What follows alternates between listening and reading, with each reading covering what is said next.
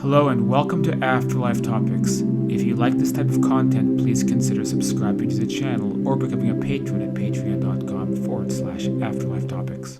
Hello everybody, this is Cyrus, and on today's video I want to talk about how we have to wrestle control of the afterlife and these spiritual subjects back from the internet marketers who have kind of dominated the narrative, and why that hurts a lot of us, damages the field, and helps keep disinformation about these topics being spread around the world. So I want to preface this by talking a little bit about my background. So I do have a background in internet marketing, especially on the subject of ebook publishing and things like that. And these skills help me to develop the small publishing company that I have now, being able to get my books about life after death and things like that out into the open, which is great. But the early days, I'm talking back like 2014, I was involved a lot with different companies and groups of people who were in particular focused on marketing and publicizing their books. And back in those days, there were these two different camps that formed. And today I just call them the black hats and the white hats. So the white hats were those of us who basically were making an honest living, or we were actually authors or writers, and we were committed to learning the tricks of the trade to be able to get our books out and be able to bypass the mainstream publishers. And there are some real success stories in my group of people who became prominent authors, and they never even believed that that was possible. They didn't even know that they had it in them to become writers, but they were able to accomplish this. Now, the black hats were also people that we knew, people literally from like partner groups and groups on Facebook and things like that. So these were basically people taking a different approach. And then their approach was to focus, instead of creating a quality product, just to try to get people to make that click, make that sale, because especially when it comes to selling products like on Amazon, a lot of people are too lazy or they don't know how to refund their products. So all that matters is that they outfit something to look as shiny and glossy and appealing as possible and get people to click it, and then they've made their money. That's all they care about. So the way that they would do this most infamously is that they would contract with these firms, usually in India, to create knockoffs of other people's properties, other people's books. So an example of that might be, let's say someone is a real author and they produce a real book that gets very popular. Something that comes to mind, a popular book was like the blood type diet, right? So the blood type diet as a book gets published, gets released, hits the top 10 bestsellers on Amazon. So then they hire these Indian firms to create 30 knockoff versions of that, just capitalizing on the keywords, like the blood type diet secrets revealed, blood type diet this and that. They want people searching for the real book to find their books by accident. After they find their books by accident, they quickly realize that the book is really low quality. It's like 30 pages of badly written gibberish. So unfortunately, the customers are upset. They may find a way to refund it, or maybe they won't. Or sometimes the books, having 30 pages long and badly written, do contain enough plagiarized content from the real source that some people are actually happy with the book and may even give it a positive review, but that's not so common. But the main goal of these guys was just to make the buck. And what they would oftentimes do is they'd all work as affiliate marketers. They'd get a commission from these Indian companies, and they'd bring all these other so-called publishing experts together. And all of these guys are also affiliate marketers who are very talented at getting subscriptions, getting email lists, getting people's emails, getting YouTube subs, all of these types of things, because they know how to click people's buttons, how to create very shiny, glossy, appealing things to attract attention. And so they're able to accumulate large followings, and then they combine all of those followings together by hosting a summit. So you'll get a bunch of people involved in the black hat marketing world, basically peddling a bunch of BS to everybody listening. And usually what that BS is we're going to teach you how to be rich. We're going to teach you how to make really good money really quick. You can be financially free. You can escape the 9 to 5. You can do whatever you want. So they're going to pump everybody up with getting them excited about getting rich and making money. And what the solution is going to be is create your own publishing company on Amazon by working with this Indian company to create cheap knockoff books. So needless to say, a lot of us were really annoyed by these guys, especially when they began noticing the books that we were producing that were becoming popular, and then they would make cheap imitation knockoffs of our own books. And I wouldn't be surprised if there was a cheap imitation Indian company knockoff of Understanding Life After Death somewhere online, 30 pages long. It begins always with the phrase, a thank you and congratulations for purchasing this book, and then the rest of it's a bunch of plagiarized nonsense from my book. That's how they operate. And obviously this pushes everyone down. People who take this approach, they gain in the short term because they make a bunch of money, and then that company fizzles out. Whereas, for example, like I still make almost the same profit from selling some of the books I made in that era on Amazon as I did, when I first started the business. So there was longevity behind it. People didn't pelt the books with bad reviews, and then there's authenticity, and I'm actually working to create a product and create service to other people as opposed to making a buck, right? So in the short term, those guys would win and they'd make our lives very difficult, but in the long term, they'd always fail.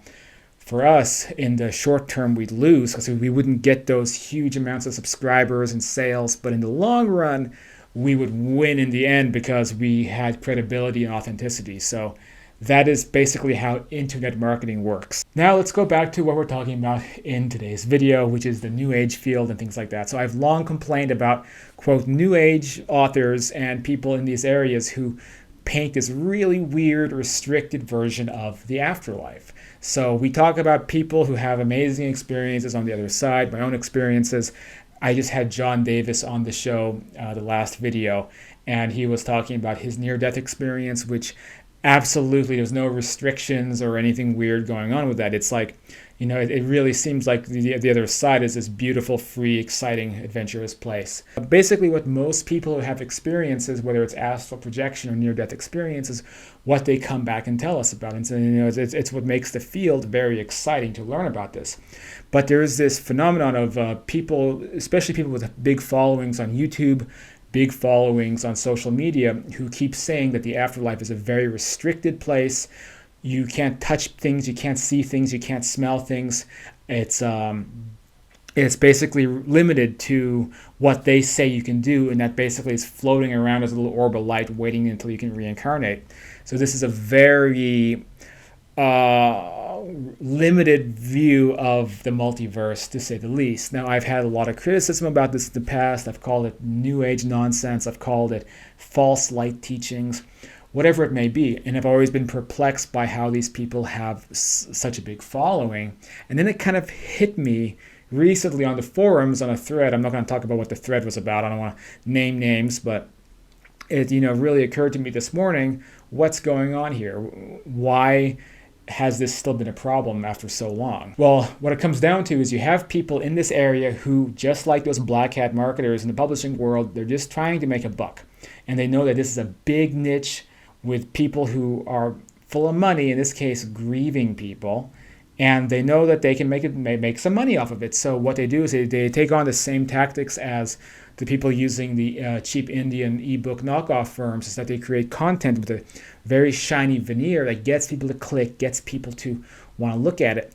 But the actual content is really bad. But just like with those books, some people don't have the attention span to critically analyze the information. They just want to, the goal of the people producing the content is just to get those clicks, get the subscriptions, get the emails, whatever it may be, and then try to upsell them later, usually with very expensive mediumship readings, tarot cards, angel cards.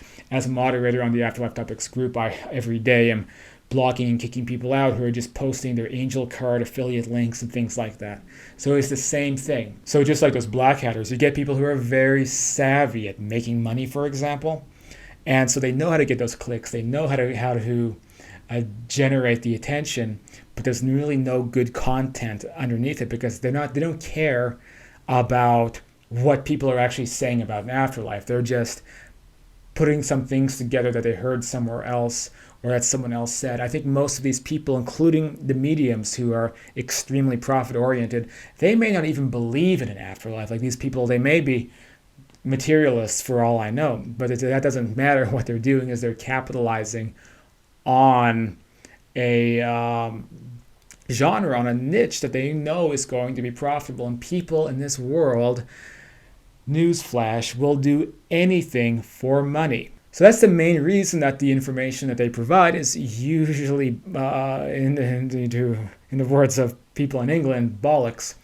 But there's a second reason as well. So why would someone who has very profit driven and cares mostly about selling angel cards and tarot cards, why would they say that the afterlife is this restricted kind of terrible place? Because doesn't positivity sell? Isn't something we always see people like trying to make people feel good? Isn't feel good emotions the thing that gets sales and gets clicks? Yes, but the other thing that gets sales and gets clicks is insecurity. So all you have to do is look at clickbait ads on different websites, and you'll see like half of them are promising people something that will make them excited and hopeful. Like, wow, these pills! I'm so excited that they're going to add 3 inches to my manhood. But on the flip side of that, you'll see ads appealing to people's anxieties. Like, oh my God, this is what it means if your dog sleeps all day. It's like, oh my God, my dog is dying. So they're appealing to people's fears. So I think that this is the other reason that people present a view of the other side that causes grieving people especially to feel distress. Because if they feel distress, that is going to translate directly into getting more information, buying mediumship readings, and basically giving them money to alleviate that fear. And so this is why in my work, I get so many emails from people who are aware that I have books about an afterlife, and they're saying, and this began happening a lot even before I wrote my books, help me. Someone told me this thing that's really painful. I can't imagine that my grandparent, son, daughter, parent, sibling, partner is in an afterlife where they can't feel things, touch things, see things, taste things, and they're just in this like kind of like non-environment where they don't have any experience anymore. They can't do the things they love anymore. And they're like, please, do you have any answers? The reason that is such a common phenomenon is because you have, again, these black hats, these internet marketers in the, quote, new age field, and they're the ones spreading this information out because that's their goal. They want people to feel insecure, to feel paranoid, and then to basically send them more money. And that's pretty much the operation that's going on. So how do we fix that? Well, these people have platforms that are too big at this point to necessarily, you can't knock them down. But what you can do is influence the marketplace by making it clear that this is not a profitable way to go. So there is a very, very big body of work that contradicts this kind of short-sighted interpretation of an afterlife, or AKA a manipulative interpretation that's trying to exploit people. And people don't like that. They're not going to buy your freaking angel cards if you're painting this really grim picture of an afterlife, trying to get everybody to feel insecure and anxiety. What we want to do is we want to push the idea that this stuff is not profitable. You're not going to watch YouTube channels. You're not going to subscribe to people or anything like that if they're misrepresenting the afterlife. And we have a lot of content and a lot of really good sources of information, whether that's my books, Victor Zamet's books, Stafford Betty's books, Alan Valiant's books, Silver Birch's books, going through the history. I mean, there's a great reading list you can compile just from looking at the references from some of the books, like Victor Zamet's work, for example, going into the heyday of spiritualism, or Michael Time's work. Michael Time has a new book out, which I highly recommend checking out over at White Crow Books. So there's a lot of ways you can get accurate information about an afterlife, and then it's possible to hold these people to that and say, look, this is the real information, and I'm not going to subscribe to you. I'm not going to buy your books or your angel cards or whatever unless you get on board with the accurate information. And unfortunately, again, the people like this, they have the biggest platforms because they're the best at relentlessly trying to make money, relentlessly trying to get subscribers, and making these shiny, glossy veneers that people click on and subscribe to, but they haven't taken the time to look at what it is, what the material is that they're actually absorbing.